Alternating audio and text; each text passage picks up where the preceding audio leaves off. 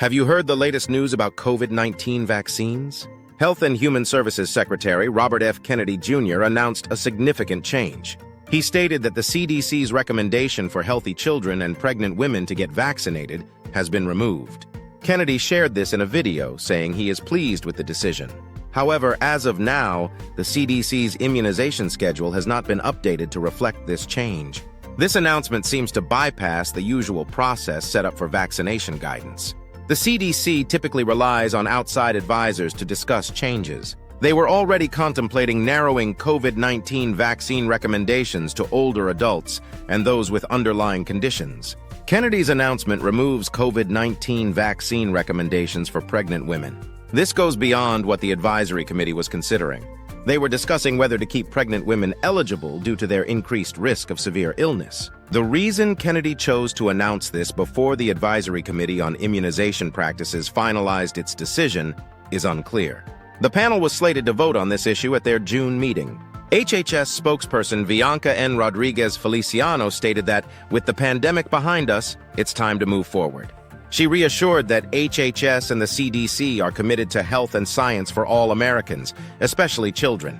Kennedy's decision has slowed pending recommendations for other vaccines, including those for respiratory syncytial virus and meningococcal vaccines. The CDC's immunization guidance is vital since it influences legal requirements for health insurance coverage.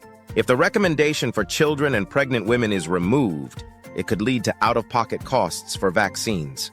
Vaccines for Children program, which provides COVID-19 vaccines, also relies on CDC's guidance. Additionally, Medicaid and Children's Health Insurance Program coverage is tied to these recommendations. Experts warn that access to COVID-19 vaccines could diminish once Kennedy's changes take effect. The cost for COVID-19 vaccines can start at $57.50 for children and $136.75 for adults. Removing recommendations may also impact liability protections that expanded vaccine access in pharmacies. Richard Dang, an assistant professor at USC, notes pharmacies were crucial for vaccine administration during the pandemic. Even with alternative pathways for states, issues with insurance coverage remain concerning. If administered off-label, patients might have to pay cash for vaccines. The move contradicts the FDA's recent stance, which emphasizes pregnancy as a condition needing continued vaccine eligibility. Dr. Naima Joseph from Boston University highlights that vaccines are a cost-effective measure for mothers and babies. She warns that COVID infections can be devastating during pregnancy, and the science supporting vaccines remains unchanged. Pregnant individuals face increased risks of hospitalization.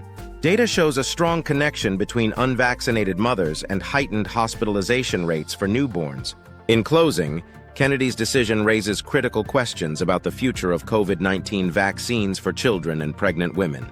The science indicates ongoing risks, and many experts advocate for vaccination to protect both mothers and infants. What will you do next? Stay informed and discuss these changes with your healthcare provider. Your health matters now more than ever.